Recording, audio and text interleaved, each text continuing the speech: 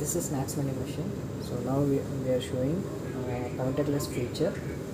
So without touching the machine, we can take the product. So you see, this is the product. So this is the price is a 1 rupee now. So we have configured 1 rupee. This selection is 1011, and this is a 12. This is a keypad selections. And now I'm making the payment. So UPI, whichever we can use. So Phone Pay, Google Pay, Paytm, Amazon Pay. So now I'm using a phone Paytm. That is for the card reader.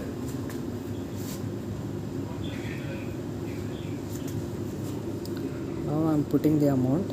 So in the amount section. So here the ad description. Put the slot number. Means keypad selection number. So 10. I'm selecting that. So now I'm paying the amount.